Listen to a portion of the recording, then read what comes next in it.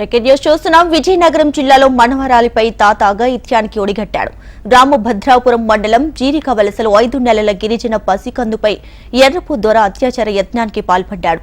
బిడ్డకి రక్తస్రావం కావడంతో చిన్నారి తల్లిదండ్రులు బాడంగి ప్రాథమిక ఆరోగ్య కేంద్రానికి తీసుకువచ్చారు.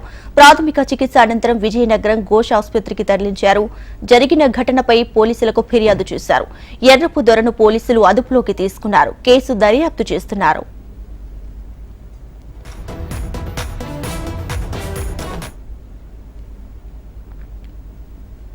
విజయనగరం జిల్లాలో మనుమరాలిపై తాత అఘాయిత్యానికి ఒడిగట్టాడు. రామభద్రాపురం మండలం జీరిక వలసలో 5 నెలల గిరిజన పసికందుపై ఎర్రపు దొర అత్యాచార యత్నానికి పాల్పడ్డాడు.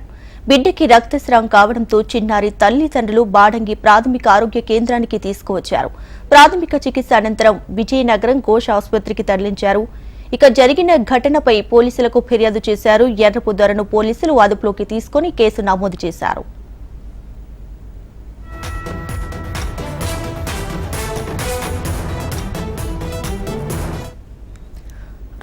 విజయనగరం జిల్లాలో జరిగిన దారుణమైన అఘాయిత్యానికి సంబంధించి పూర్తి డీటెయిల్స్ మా ప్రతినిధి శ్రీధర్ అందిస్తారు. ఫోన్లో శ్రీధర్.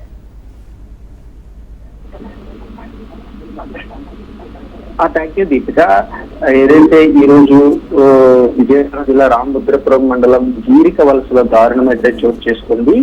5 నెలల పసికందుపై అత్యాచారం కామన్ బెడ్ అయితే ఒడిగెట్టిన ఘటన అయితే దారుణమైన పరిస్థితి అయితే నెలకొంది. ప్రస్తుతం ఆ బేబీని ఆసుపత్రిలో అయితే జాయిన్ చేశారు. ప్రస్తుతం అమ్మాయి అయితే బేబీ అయితే ఆరోగ్యంగా ఉంది. అయితే ఈ ఘటనపై స్పందించినటువంటి మంత్రి కొండపల్లి శ్రీనివాస్ తో పాటు స్థానిక ఎమ్మెల్యేలందరూ అక్కడికి వెళ్లి బాధిత తల్లిదండ్రులను అయితే పరామర్శించారు. ప్రస్తుతం ఎవరైతే ఆ దారుణానికి ఒడిగట్టాడో ఆ వ్యక్తిని పూర్తి స్థాయిలో అరెస్ట్ చేసి రిమాండ్ కి అయితే తరలించడం అయితే జరిగింది. ఈ ఘటనపై ఇప్పటికే హోంమంత్రి కూడా సీరియస్ అయినట్లు తెలుస్తుంది.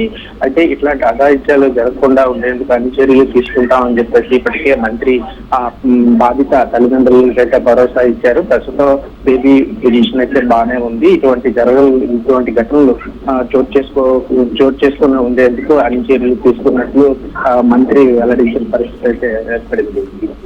Right Sridhar, thank you.